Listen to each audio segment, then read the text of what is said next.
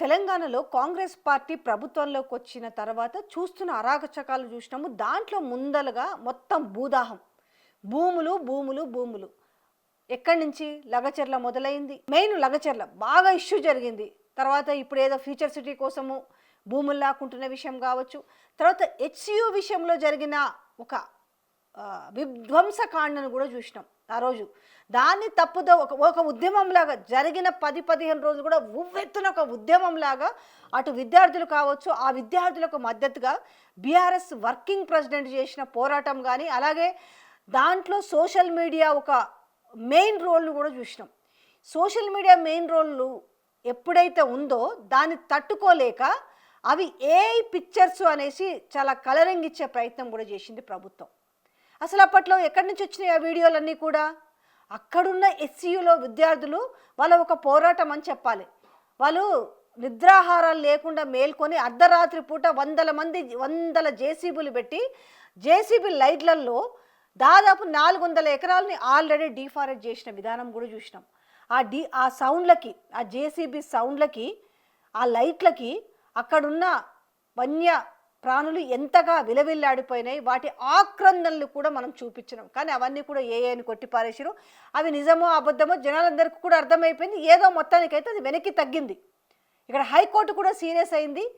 So అవసరమైతే అక్కడనే మళ్ళీ అవన్నీ కూడా డీఫారెస్ట్ని మళ్ళీ ఫారెస్ట్ చేసేంత వరకు అక్కడనే జైలు కట్టి అందులో వేస్తామని కూడా హెచ్చరించిన తర్వాత వెనక్కి తగ్గారు. సో ఇప్పుడు మళ్ళా వీళ్ళకు భూములు కావాలి. ఎక్కడ భూములు? ఇక్కడ ఉర్దూ యూనివర్సిటీకి సంబంధించిన దాంట్లో 50 ఎకరాల భూములకు సంబంధించిన విషయం బయటకు వస్తే దానికి సంబంధించి వీళ్ళు ఫ్యాక్ట్ చెక్ అనే అబద్ధాలు చెప్తున్న వైనం కూడా కనిపిస్తుంది. డీటెయిల్స్లోకి ఒకసారి వెళ్తే చూద్దాం.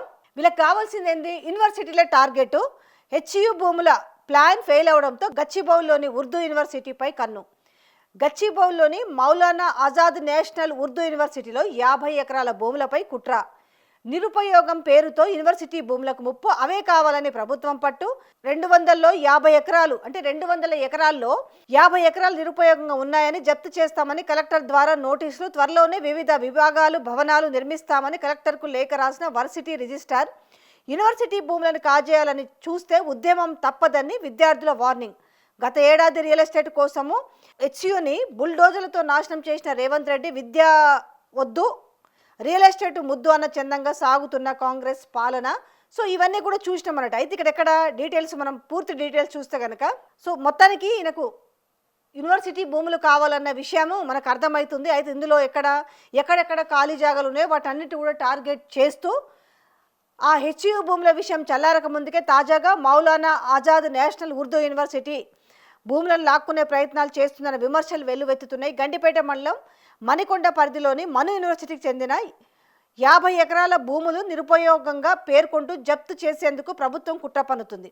ఈ మేరకు రంగారెడ్డి జిల్లా కలెక్టరేట్ నారాయణ రెడ్డి గత నెల డిసెంబర్ 15న మను రిజిస్టర్కు నోటీసులు జారీ చేశారు. యూనివర్సిటీకి కేటాయించిన మొత్తం 200 ఎకరాల్లో 50 ఎకరాలు ఖాళీగా ఉన్నాయని, వాటిని తిరిగి ప్రభుత్వ ఆధీనంలోకి తీసుకుంటామని నోటీసులో పేర్కొన్నారు. అయితే 2004 ఆగస్టు 27న రంగారెడ్డి జిల్లా కలెక్టరేట్ ఆధ్వర్యంలో నిర్వహించిన మైనారిటీ తర్వాత ఆడిట్ కమిటీ సమావేశంలో మను క్యాంపస్లో నిరుపయోగంగా ఉన్న ఖాళీ స్థలాలను జప్తు చేయాలని నిర్ణయం తీసుకున్నట్టు తెలుస్తుంది. ఈ నిర్ణయాన్ని ఆధారంగా చేసుకుని 50 ఎకరాలను తిరిగి స్వాధీనం చేసుకునేందుకు నోటీసు జారీ చేసినట్లు సమాచారం. ప్రభుత్వ నోటీసులకు స్పందిస్తూ ఈ నెల 1న యూనివర్సిటీ రిజిస్ట్రార్ జిల్లా కలెక్టరేట్కు లేఖ రాశారు. ఖాళీగా ఉన్న 50 ఎకరాల భూమిలో వివిధ విభాగాలకు సంబంధించిన అకాడమిక్ భవనాలు, వసతి గృహాలు తదితర నిర్మాణాలు చేపట్టేందుకు ఇప్పటి ప్రతిపాదనలు సిద్ధం చేసి ఆమోదించామని తెలిపారు.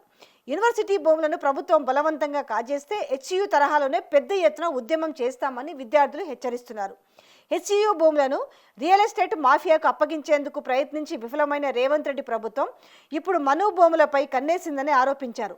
కాంగ్రెస్ ప్రభుత్వం అధికారంలోకి వచ్చిన 2 ఏళ్ల నుంచి ఎక్కడ ఖాళీ స్థలం కల్పించినా కబ్జా చేసేందుకు ప్రయత్నిస్తుందని వాళ్ళు విమర్శించారు. అయితే దీని గురించి మేము ఎట్లాంటి నోటీసులు ఇవ్వలేదని మళ్ళీ ప్రభుత్వము ఫ్యాక్ట్ చెక్లో భాగంగా ఏదో కలరింగ్ వేసే అంటే మళ్ళీ సిగ్గు లేకుండా దాన్ని అబద్ధం అని చెప్తుంది. కింద మేము దానికి సంబంధించి వీళ్ళు ఏదైతే ఉందో షోకాజ్ నోటీసుకు సంబంధించి వీళ్ళకి ఇచ్చింది ఇదివరకు ఎన్నోసార్లు అబద్ధాలు చెప్పి దొరికిపోయారు. వీళ్ళకి కొత్తేమి కాదు. సో కాబట్టి ఈ వీళ్ళిచ్చిన షోకాజ్ నోటీస్కి సంబంధించి కూడా నేను జత చేశాను, ఒకసారి చూడండి. ఒక ప్రభుత్వం ఫ్యాక్ట్ చెక్ హ్యాండిల్ ఇంత ఘోరంగా అబద్ధాలు ఆడడం కూడా సిగ్గుచేటు. దానికి సంబంధించిన డీటెయిల్స్ అని చూసినాను. సో ఏదైతే ఇప్పుడు హెచ్యుకి సంబంధించి 400 ఎకరాల భూముల్లో వీళ్ళు ఎట్లయితే విధ్వంసం చేసి దాంట్లో రియల్ ఎస్టేట్ దందాలు చేయాలని ఏ రకంగా చూసిందో, ఆ రోజు ఒక విద్యార్థుల నుంచి కావచ్చు, అలాగే ప్రతిపక్షాల నుంచి కావచ్చు, ఇటు సోషల్ మీడియా కూడా ఒక పెద్ద ఉద్యమమే చేసింది. ఎవరి స్థాయిలో వాళ్ళు ఉడతా భక్తిగా ప్రతి ఒక్కరు కూడా వాళ్ళ గలం విప్పిరు, వాళ్ళ కలం విప్పిరు. సో మొత్తానికి అది హైకోర్టు సుప్రీంకోర్టు చాలా సీరియస్గా తీసుకుంది. అప్పుడున్న ప్రిన్సిపల్ సెక్రటరీ కానీ ఇప్పుడున్న ప్రిన్సిపల్ సెక్రటరీకి లాచి చెంపకాయలు కొట్టిందనే చెప్పాలి. మీరు కనుక ఇది ఆపకపోతే, ఈ డీఫారెస్ట్ కనుక ఫారెస్ట్ చేయకపోతే మీకు అక్కడే శాశ్వతంగా జైలు నిర్మించి అందులో వేస్తామని చెప్పింది. అంటే బొక్కలో దోస్తాం మిమ్మల్ని అని చెప్పింది. ఇక తప్పని పరిస్థితుల్లో ఏం చేయాలి, కోర్టు ఇచ్చిన తీర్పులు ఏ విధంగా డీవియేట్ చేయాలని ఇప్పటికీ కూడా కొత్త కొత్త పన్నాగాలు వేస్తారు, కానీ అది వర్కౌట్ ఇప్పటికైతే కాలేదు. ఇప్పటికీ ఒక అడుగు అయితే వెనక్కి వేసారు హెచ్యు భూముల విషయంలో. అయితే ఇప్పుడు ఏం చేస్తారు, ఈ ఉర్దూ యూనివర్సిటీకి సంబంధించిన దాంట్లో ఒక 50 ఎకరాలు నిరుపయోగంగా ఉన్నాయని చెప్పేసి ఇప్పుడు దాని మీద కన్నేసారు. వీళ్ళని చెప్తారు కదా, మీరు యూనివర్సిటీ భూముల మీద కన్నేసారు కదా, అది ఆ 50 ఎకరాలకు సంబంధించి కూడా వివిధ అకాడమిక్లకు సంబంధించినవి కాబట్టి మీరు కనుక దానిపైన కన్నేసి దాన్ని లాక్కునే ప్రయత్నం చేస్తే, ఎట్లయితే హెచ్యు కనుక ఉద్యమం జరిగిందో మేము కూడా అట్లనే చేస్తామని విద్యార్థులు వాళ్ళు ఆల్రెడీ కదం తొక్కి ఉన్నారు.